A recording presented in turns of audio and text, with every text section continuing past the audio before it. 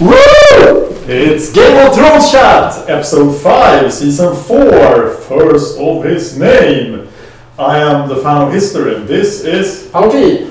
Yeah, First of His Name. What name? Who is? Tommen! First of his name. Yes, the first Tommen to be king of Westeros. So there was no Tommen Targaryen? Apparently not. First of his name. Well, let's walk through the episode from scene to scene, from location to location. Yeah, from location to location. Location. Location is important. Exactly. Yeah, it's so we start with Tommen being crowned the king, Tommen first of his name. Very swiftly. Yes, absolutely. Well, the king is dead. Long live the king. Yeah. And then it was like, yeah, king! Party! and Maggie's like, well, I'm wearing this little bracelet here to remind me that Joffrey's dead, but she and Cersei seems to be the only one who cares. Everybody's like, yeah, the king is dead! And long live the king, by the way. Maybe a few of the Kingsguard liked him, but... Yeah, maybe. But, maybe Cersei. Yeah, maybe Cersei. Yeah, well, Jaime seemed distraught also when Joffrey died. Yeah. But it was a hard guy to like. Yes. Or, well, you know, the best guy is always taken from us too soon, right? Yeah. But Joffrey was taken even sooner. Which is good. Yes, like King Tut or something. Yeah, like King, yeah, very much like him. Yeah, that's what we're thinking of. But yeah, so we see here Maggie is lying her something off to Queen Cersei. She's like, oh, I haven't thought about Tommen. Maybe I'll marry him. We'll see. We'll see what my father says. Her father is like, la la la la la la la, blub blub blub. I'm a little fish. At least that's the way. Yeah, he looked that way. Yeah, that's the way he's portrayed, and that's the way it's described by his mother. Also, it's like. Is he a drunkard or is he just stupid? He seems. He's probably not that stupid.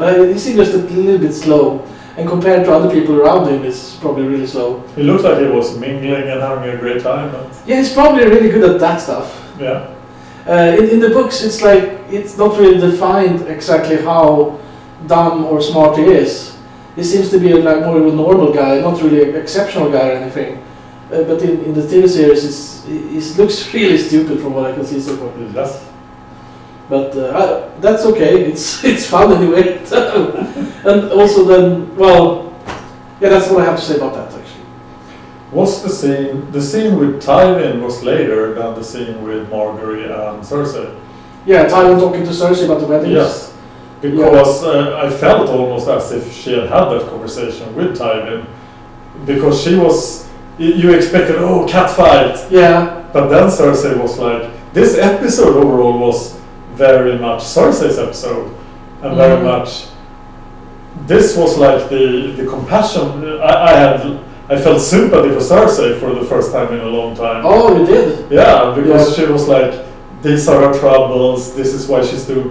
And she seems to be like the only kid that Tywin has left that he can put any sort of trust in. Oh yeah, he's trying to kill off Tyrion basically with the trial, and Jaime is like washing his hands of him when he's going for the Kingsguard rather than casting rock, so... Maybe he's just looking to jump a whole generation. Yeah. Tommen. Oh, I absolutely, I think so. He's trying to take him under his wing. But if Tommen is the king, who is going to be the Warden of the West? Yeah, that's a good question. They haven't talked about that at all. It's, I mean, Tywin wants Jaime to be Warden of the West, I suppose, and he's just not going to appoint anybody. Probably. He's just going to use that as a lure, right? Yeah, there are other Lannisters, of course. Yeah, exactly. Lots of other Lannisters. Yeah, lots of other Lannisters. And Tywin has a brother, Kevin Lannister, who is also a good soldier, and he's not Tywin Lannister, but he's a solid guy to go to, a solid guy to do that for a while at least. Yeah. Even though Tywin, of course, wants his son to take that title rather than his brother. So keep the lineage going. So. Yeah. Anything else about Cersei and Margaery? No, well, I was surprised. Yeah, she was. I mean, she, like you said, she showed compassion, and especially the last scene with her when she's talking to Oberyn about her daughter being away for a year, and she's really sad about that. And of course, she's going to be really sad about that. And, I mean, you're talking about her kids. and she's a mother.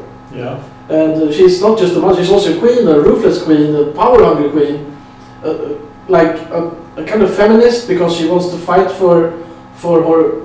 Well, it's not really feminist because she's only fighting for her rights, not the rights of all women. Yeah, so she just wants power for herself, but she's angry that she doesn't get the same opportunities that Jaime gets, for example, because she's a woman. So instead of she would like to be the ruler of Castle Rock or sit on the throne or something, but instead she's just a backup to the king or whatever. So yeah. But she really appreciates it being. She likes being the queen. What was the deal with that ship? Oh, she had some ship made that she wanted to sail down to Dawn for her daughter to be able to have pleasure cruises. Okay, it sounds like a liberation. Liberation. Oh, you mean that those sailors gonna take her and sail away? Yeah. That sounds plausible. Sounds like a weird thing to send. Yeah, it seems more plausible than what she said. Yes. Although Oberyn was playing along happily. Yeah. So maybe it's common to send people cruise ships. No, another cruise ship for captains. Yeah, but he said that he was going to have it sail down though. So maybe that he will employ the sailors. If it's her sailors, they might abduct Marcella then. But if it's his sailors, they will do whatever he says. So. Yes. But so we can't really be sure what's going on there. Or maybe it's just we'll see what happens 10 seasons ahead or something. I like the scene with Oberyn and Cersei with him talking about his 8 daughters. Yeah. Dorne seems like quite a place. Yes, all these little viperish isles. The sand snakes, they are called. All right. Yeah, because he's the viper. Yeah. And they're all bastards. So their last name is Sand. The sand snakes. So it's all the sand snakes. Yeah. Of course. Okay, Tywin and Cersei then. Yeah, I didn't really see. I mean, okay, so the scene is just reiterating what we know already that Tommen and Maggie is going to get married. Well, it confirms it then, I guess. Yes. And then Cersei said, okay, so I'm going to marry Loras. And finally, before that, she didn't really go along with it. But now she's like, okay, I'll marry Loras, basically. Yeah. The scene wasn't that necessary. But I think we learned that the Lannisters were bankrupt, right? Not only the state, but that the mines. Yeah. Westerlands are bankrupt as well. Yeah, exactly. The mines have been dry for 3 years. Yes. So they can't just count on gold falling from the sky or coming up from the mines. Then, so they have to figure out a way to deal with the Iron Bank of Bravos. And there seemed to be like no solution really. No, they say, yeah, he says that they have to marry into the Tyrells, and then the Tyrells and the Lannisters together will have to pool the resources to pay this. And I'm sure he will be happy to have the Dornish people, the Martells, also pay their share. It doesn't seem likely for Oberyn to give money to Tywin Lannister. No. Not at the moment anyway, so we'll have to kiss him up a little bit more. And apparently Davos Seaworth is writing letters to the Iron Bank telling them other things. Yeah, I can't imagine him telling them to give more money to Tywin Lannister. No, probably not. Yeah, maybe the other way around, telling them to cancel their loans or something. Or, yeah. Or maybe just writing them to borrow money so he can get some mercenaries. Yes. We'll see what happens with that. We didn't see that at all this episode. About Davos, you mean? One thing this map taught me is that Bravos is located far to the north. Yes. It's over here. Yeah. Yeah, and I didn't realize that it was so far north. It was further to the north than I thought too before I looked at the map. Yeah. Actually, but it's basically the same as the neck. No, not. It's the same as the twins. The twins, yeah, between the twins and the neck. Yeah. So it's fairly far north, and it's see that rests on a multitude of islands. So and it's also it's where though you in Westeros you have more like medieval times, and in Bravos it's getting closer to the Renaissance actually. So it's kind of like medieval, like Renaissance Venice or something. It feels very Italian. Yeah. Yeah, and then you have the Iron Bank. Yes. Instead of the Medici Bank. Or, yes. Yeah. So very much Venice inspired, I think it was. Yeah. And then you have Silvio Forel, who's dancing with a sword instead of just hacking and slashing. Yeah, a nice flashback to him. Yeah, we'll get back to that stuff, or maybe we could talk about. We could talk about. Yeah, let's talk about that. They talk about the Hound and Arya is practicing with her sword, and the two scenes there just felt like fillers. It's like remember, Arya and the Hound are still alive. We don't really have anything interesting for them to do, so they're just going to talk about. It was kind of funny though. You know, the Hound's like, so the best sword in the world was beaten by Sir Meryn Trant. Ha ha ha! And she's like, he didn't have a sword. And he's like, the best sword, didn't have a sword. Yeah, and then she actually stabbed him in the stomach. Yeah, she tried to hurt him. Yeah. But he had too much mail. How many people are on her list now? Oh, it's like 8 people or something, or is it... It was... well, Joffrey... She doesn't know Joffrey's dead, so Joffrey, that's one of the list. Joffrey, Cersei, Sir Walder Frey, Meryn Trant, Tywin Lannister, the Red Woman, Beric Dondarrion, Forrest O'Meara, Ilyn Payne, the Mountain, and the Hound. Yeah. Yeah, she has crossed off Polliver and so how did the Forrest O'Meara end up there? Was it because he sold Gendry to the... Yeah, he and Beric Dondarrion, they sold it too. But Dondarrion didn't make the list. Beric Dondarrion? He did? Yeah, right between Red Woman and Forrest O'Meara. It's Beric Dondarrion. Alright. And the brothers, the Mountain and the Hound. Yes. On the list. So we have seen her picking off the Tickler. Well, she had Jack and Hagar kill the Tickler in season 2. Yes. And then in this season she killed Polliver herself. Yeah. How did the Mountain get on the list? The Mountain, he killed. Well, he killed. I mean, he was responsible for Harrenhal, and he was commanding the Tickler and Polliver and all those people. Okay. So he was telling me like, kill that people. So yeah. Kill those people. Okay. And the Hound is still on the list? Yeah, he killed that butcher boy in season 1, and he's still on the list. How can he sleep next to her? It seems really dangerous. Yeah, well, he likes to live on the edge, I guess. He's only afraid of fire, that's the only thing he's afraid of. And his reaction to her not being there in the morning was quite upset. Yeah, I mean, she's his meal ticket. He wants to sell her to Lisa.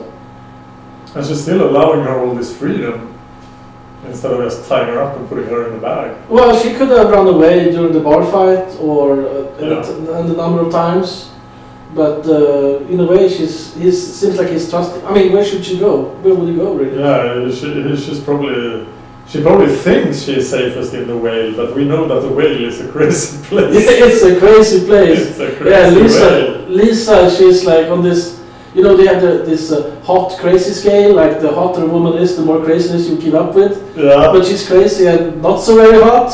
But she's rich. But she's rich though. The bloodlines, impeccable bloodlines. Yes. That's Littlefinger would say. So he likes her for that, I guess, for the bloodlines more than anything.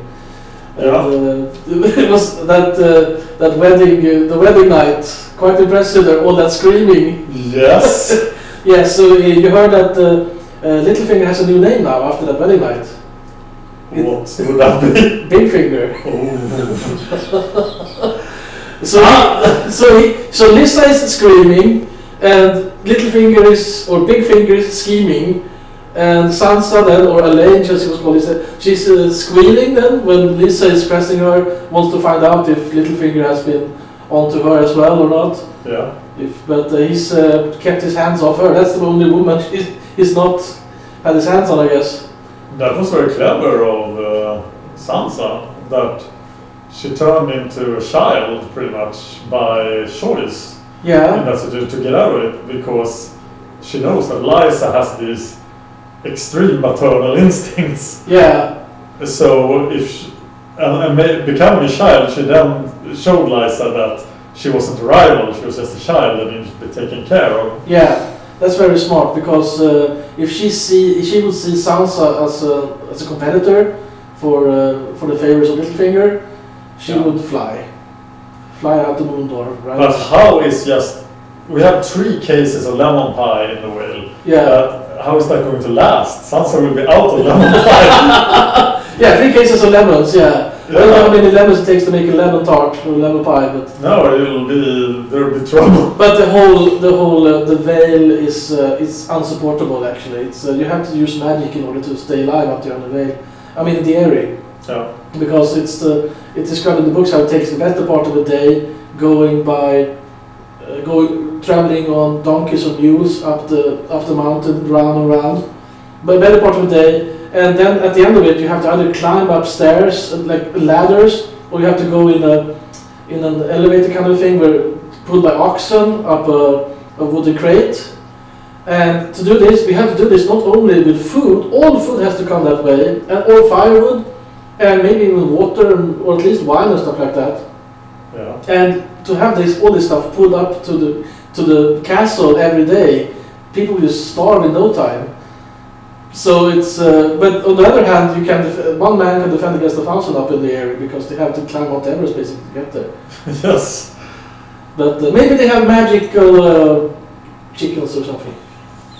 I was surprised that the murder plot of Jon Arryn was revealed quite casually. Yeah, we've been wondering since season 1 what's going on there. I remember, I wasn't even wondering. I was so sure it was Cersei.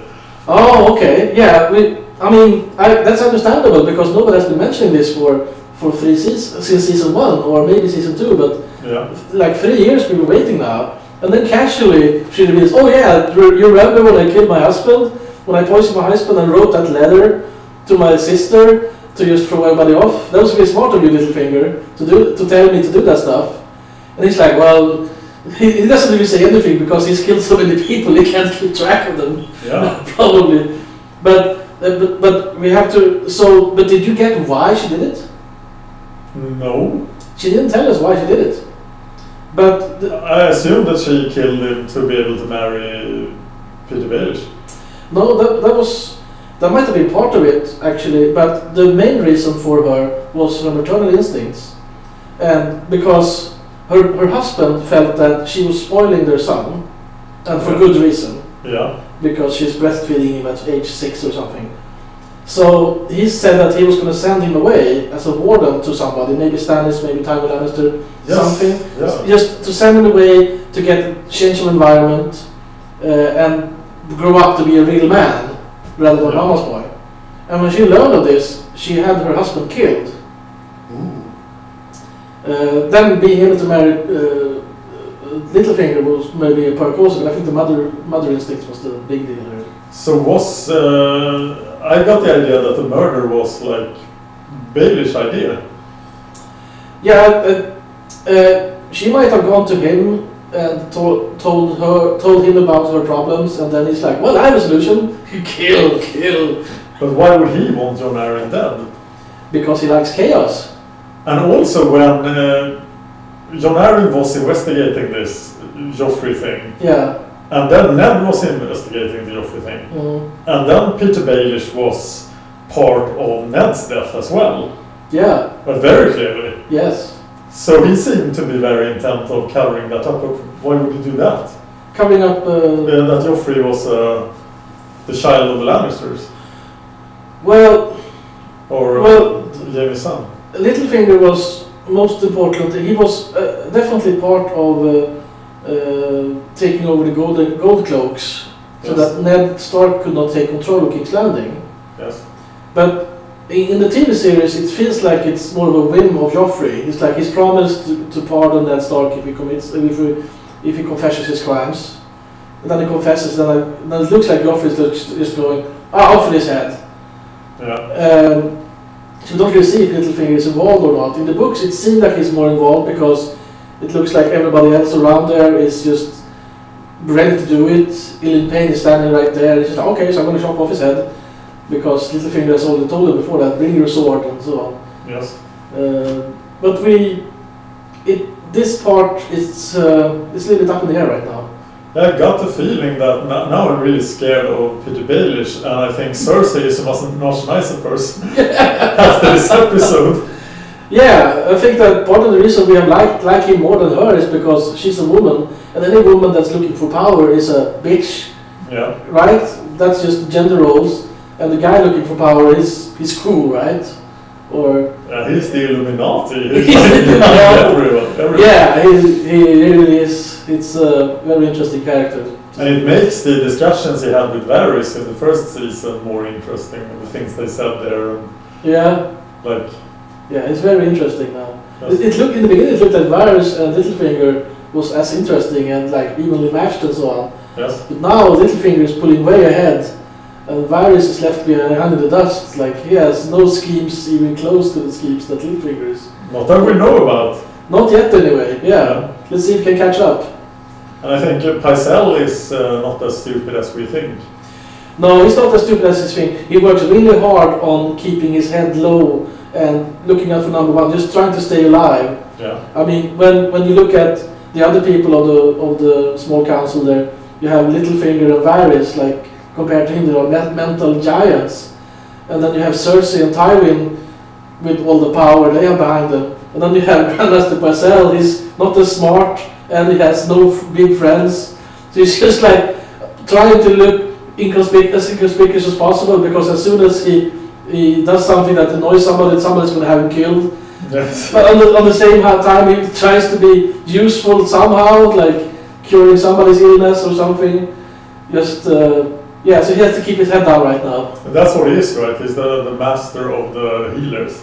Yeah, well, he's a master scientist. He has his chain, and every link of the chain shows that he's the master of a certain science. Okay. But in King's Landing, the most important thing for him is to be the master of medicine. Then.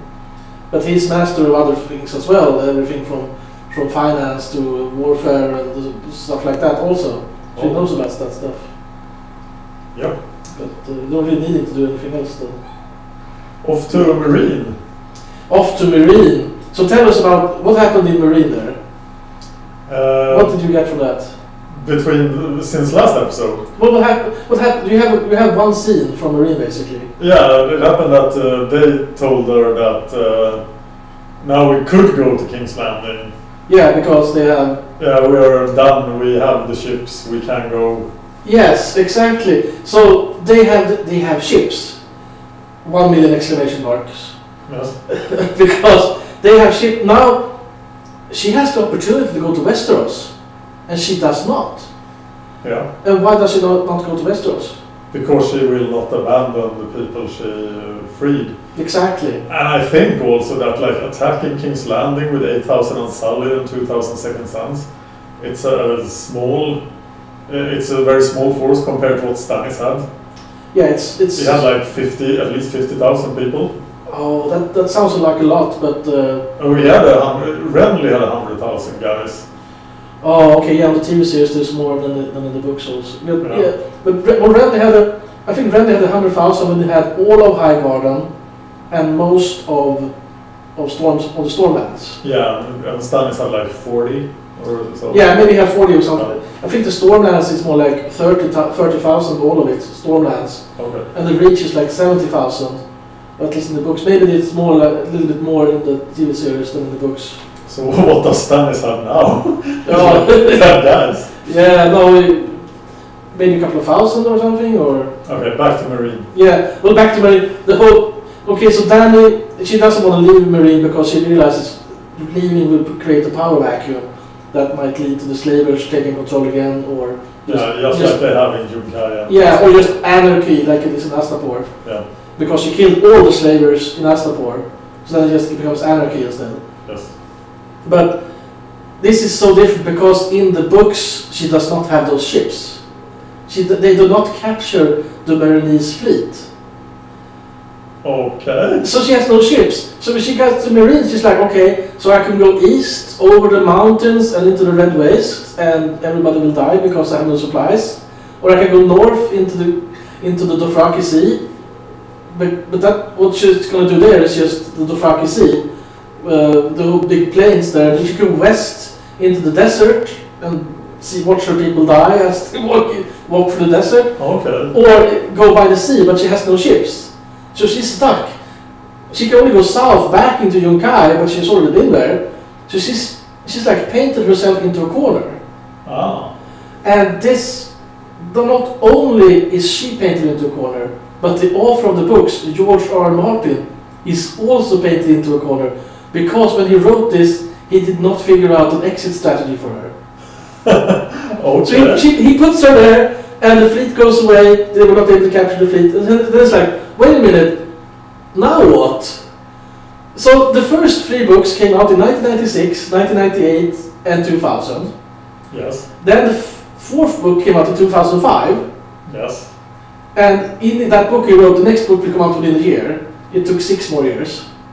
Yes. Why is it taking him so long? Is it because life intervened? Is it because he's getting lazy? Maybe part of it, but mostly because of the Marine is not. He has said this himself. The Marine is not is that, how the heck do I get Daenerys out of Marine? Oh. So he had to create this huge story arc for her to like get ships, and he creates all his backstory, and you have this all through the books, and now Daenerys goes ahead and grabs those ships, and this whole story arc, you don't need it anymore. Oh. So it's like, what? He could have saved 5 years. The author could have saved 5 years. All the books could have been done by now. If he could have had a time machine and go back and say, oh, by the way, Daenerys captured the fleet. But it didn't. And that just blows my mind. Okay. So this whole story arc then is probably not going to happen. The way it looks to me, it's just going to skip the whole thing, which is sad because I It's like a whole book for her. No, it's not. Well, for her, it's like a whole book basically. Yeah. The whole chapter. Well, it's not so. It's about other people coming up with the ships for her and so on. Okay. So it's like, yeah, it's not a bunch of chapters anyway that they skip. So they skip that stuff now because they want to have room for other stuff then, I guess. Okay. And the stuff that comes to mind then is the wall stuff. Yes. What did you think about the wall stuff? I think that as I learned that a lot of this wasn't in the books. Yeah. And you could see like on Facebook the memes where people were like, hey, I read the books and I don't know what's going on. Exactly. And now they kill off every loose thread, everything that wasn't in the books finished in this episode. Yeah, and in a way that's good because now good riddance. Because good riddance of Locke, good riddance of Carl Tanner. I just felt like with Carl Tanner, him and his duel there with Jon Snow inside the Craster's Keep. Yeah. Cliche. That's what I was like, oh, he's about to kill him, and then somebody stabs him in the back, and then when he's going to stab her, he stabs him in the back again, and oh, cliche. But his fighting style was quite interesting. The double knife thing. Yeah, that was a good. Quite rare. Well, rare for Night's Watch anyway. Yeah. But rare for choreography in movies, I think. Okay. I didn't recognize this. Okay, so maybe that wasn't cliche then, but the whole concept of them having a duel and nobody else interfering until he's about to stab him to death. Yeah, what's up with that? If you have 11 guys in a cabin in the woods, pretty much, who pays no attention to anything, and then you're going to attack them with like 20 people? I don't know when he had. Maybe he had 11 himself. But it looked like he had more people with him than they was. Okay. And then you managed to lose 4 guys. They were like, okay, we're going to sneak up on the descent lock. They knew the way in. Yeah. And then they are like, ah! And get 4 people killed. Yeah. It must be the easiest thing in the world to ambush those 11 guys and take them out without losing a single guy. Yeah, and heard of bow and arrows. And yeah, it was like the worst attack in history. Yeah. And then the band looked like a bunch of duels. Yeah. And then like the last thing that happens is like Grand dueling one guy, and then when he kills that guy, it's like, okay, now everybody else is dead. Like, and everybody fights to the last drop or something. Yeah, it looks like a role-playing game combat. Yeah, nobody surrenders. Of course not. Who surrenders? Yeah. So okay. So let's say again, cliche. Yes. And the whole Locke thing. Okay, so Locke goes to the wall, and then he befriends Jon, and then he goes north there, and then he scouts out Bran, and then he releases Bran, so that Bran will not be found by Jon, and then conveniently gets killed himself. Yeah, why did he can't kill Bran? Yeah, no, because that's, well, why not? Well, cliche. Yes. cliche. He has I must have an evil plan. an evil plan and then die right before. Yes. And I must tell you about my evil plan. But he had to die also. It was so convenient. Yes. And then Bran's like, oh, my brother, I'm going to see my brother. And they're like, no, you can only see your brother, but you can't really talk to him because then it will ruin the whole, will ruin the books actually. Well, so this is not in the books, let's get out of here. Yeah, exactly. Cliche. Well, the cliche is that what happened to Summer? They said, let's go release Summer, and then... okay, I didn't catch that. Yeah, so I assume they released Summer. Okay, I thought that actually Summer would come back with Ghost or something. But no, I was like, where's Summer? Yeah, but then Rast found the Ghost's cage empty. Yeah. So did they keep Summer and Ghost in the same cage? Maybe Summer never got out of the pit. Yeah, maybe she was still in the pit. They were too lazy. Is Summer a girl? I don't remember if Summer is a girl. Huh. I remember that Ghost is always quiet. That's why they call it Ghost, because Ghost never barks, he never barks or growls or anything. But they skipped that in the TV series. Okay. Because they like the sound of growlers. Yeah. At least it's white. At least it's white like a ghost, yeah. So, yeah, lots of cliches, but at least now we get rid of that. That whole story arc ended up nicely, and now we know what... Well, we don't know what's happened to the Craster women. Did she say... even the Rust, what's that his name? Yeah. He has been with us since season 1. And yes. He was like finished in a second. Yeah, and he's been an asshole since season 1. Yeah. And I think that they left the Craster women there. Yeah. They burned the keep on their order and then they left them there. Yeah. But leaving them there, doesn't that cause the same problem as the original reason to go to Craster's Keep, to get the mutineers? Because these Craster women, they also know that there's very, very few people at Castle Black. Probably. Yeah. They've probably been talking to the... Yeah, so they either heard it from the Night Watch themselves, when they were there, or they heard it from the mutineers. Yeah. But they are sure they have to bring them in, but they release them? I'm not sure. Into the wild? If they do that... Run free! And if they're going to stay there, why burn down the keep? It's like, oh, we only have one place to keep warm. I felt like they wasn't going to stay there. They weren't going to stay there, but where do they go? They have to bring them south of the wall, otherwise the whole mission was just useless. It was, yeah.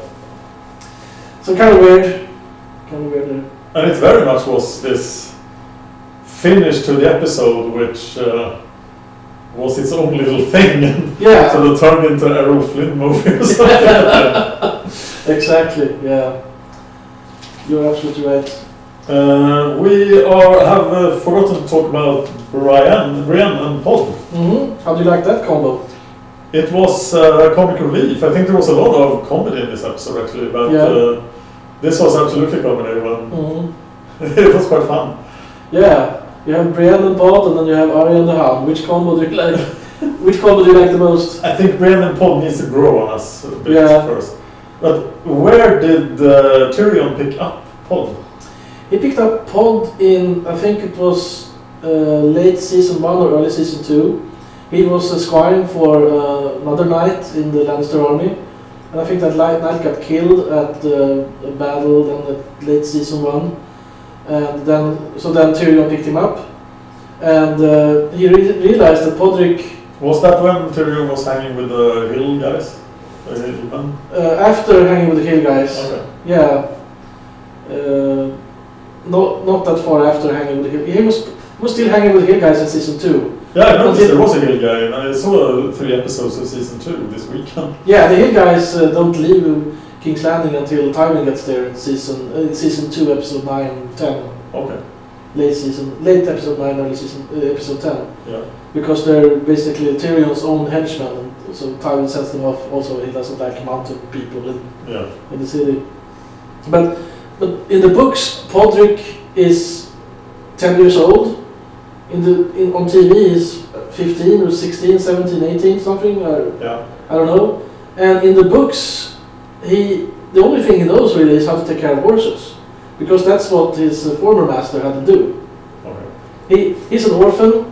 His name Payne is somewhat noble. He has a distant relative, Cyril Payne, the executor, but he doesn't care about him at all. They're not closely related or anything.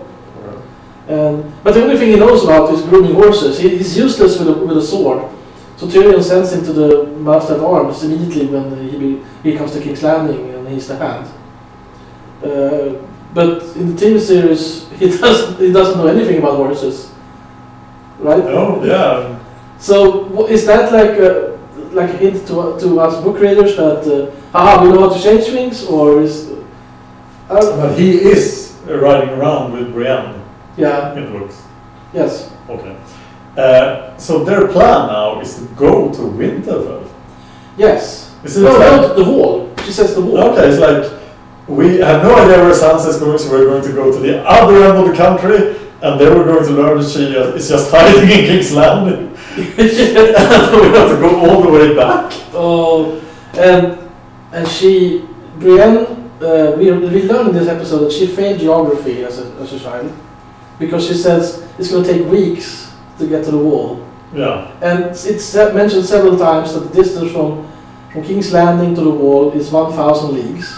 Yes. And last time I checked, it was 3 miles to a league.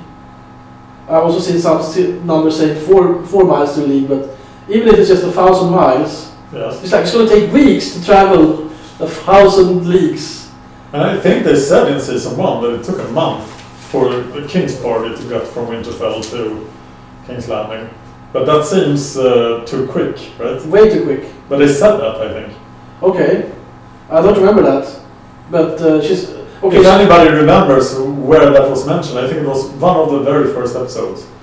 Okay. Tell us. Yeah, exactly. Tell us. It looks like... well, Winterfell is most of the way to the wall. Yeah.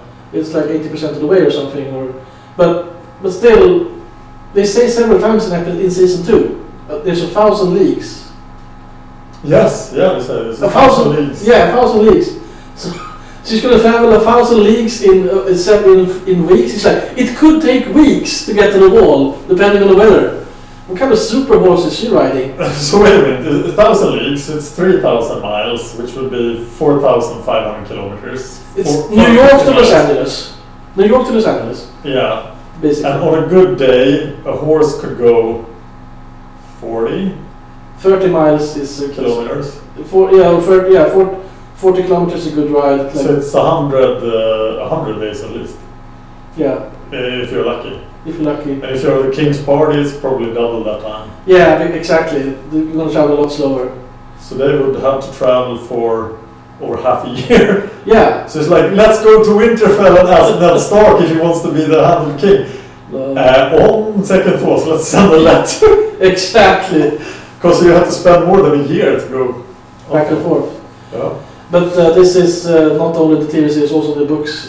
People are traveling way faster or way slower than that makes sense. But just in the TV series, Bran walking from, okay, they walked, they don't ride, from Winterfell to the wall, took forever. Yes. Episode after episode, they're walking. But obviously Bran doesn't know how to keep directions. Exactly. He's walking like... Yeah, and so it's like, go north, it's like, oh, west, okay, let's go west. Oh, that's a random search. Let's go east, yeah, random search. Oh, sure, the roads aren't very good up north, and they were just walking, and Hodor had to drag him in this cart, but still. And sometimes there aren't roads at all. Yeah. I remember. Yeah. So that's all the scenes in the episode. Yeah. I'm trying to read my own notes here, and I can read about you can read half of them, so I can't read the rest. So, anything else we need to talk about? That's about it. I just have to reiterate that the whole ships, Daenerys has ships now. She can go to King's Landing whenever she wants, and like they said, she would probably take King's Landing if you just landed with 8,000 unsullied. I'm not too sure about that. No? Okay. You'll probably not get any advance warning for King's Landing, but there's a lot of people in King's Landing. Yeah, 500,000 according to Jaime Lannister. Yeah, so there are still like Lannister forces there, right? Yeah, there's some forces, but, I mean, not the whole army, but... Most of the... No, some Lannister forces are ravaging the Riverlands, but... Yeah, there could be some in Castle Rock, but there might be several thousand also in King's Landing, and there might be several thousand Tyrells also in King's Landing. Yeah, so they could easily get more people to King's Landing. Yeah. If they could withstand any form of siege, and she doesn't have any siege weapons. Yeah. Well, she did have catapults. Yeah, oh yes, she did. So apparently she has siege. And she can also always go through the sewers, apparently. Yeah, and those Unsullied are really, I mean, you thought they were just infantry soldiers, but they can build siege weapons and they can do anything now. Yes. Yeah, it's great. They can like do supplies and all that stuff. One question that seems very important is how fast do dragons grow? Because they seem to have like these growth spurs. Right? Yes. And they first I thought it would be hundreds of years until they are fully grown, but apparently not. Well, the Targaryens conquered Westeros 300 years ago with dragons, and since then those dragons have had little dragon babies who has grown up. And more dragon babies who has grown up, and they have all died. They have all died. There's no dragons left in Westeros after 300 years. So how old can they get if they all died out? That's true. So they can't. I mean, we think of like fantasy stories where there's like the dragons are 10,000 years old or something. Yeah. But here they seem to age like people or something, or maybe even faster. And maybe even faster, because it seems like the dragons with Daenerys are teenagers. Yeah. Exactly, then they're growing even faster. So I think the answer to your question, how fast does dragons grow, is however fast is convenient. Yeah. Well, so it seems pretty wise to hang around in Slavers Bay and help people out and grow your dragons. So you have full-size dragons. Yeah, if you have full-size dragons, it doesn't really matter how many soldiers you have. Yeah. The dragons can just strafe the whole town. So you can just keep the Unsullied and hold Slavers Bay and then fly to King's Landing. Well, she needs some soldiers. She needs some boots on the ground. Yeah. She can't conquer the whole country with just air support. But the Unsullied, that's basically those 8,000. That's basically the same kind of army that Aegon the Targaryen had when he landed in Westeros. I think he had like 10,000 people, but then he had 3 dragons, and they were like the size of B-52s or something. Yeah. So nobody could withstand those. And they didn't have like an excess of Valyrian steel or stuff, because Valyrian steel was already rare at that point. I think so, yeah. So yeah, they didn't have like armies, like thousands of people armed with Valyrian steel. I don't think so. It was the back of the dragons that they rode the dragons to victory. Yeah. So anything else? Nice map. Will Mance Rayder and the White Walkers ever get to the wall? Yeah, let's hope so. It seems like we are going so slowly because we are going to wait until the season finale. They have a worse sense of direction than Bran. They are lost, completely lost. Hey, over there, can you tell us where the wall is? Exactly, we can't find the wall, it's so small. We're White Walkers, we just walk.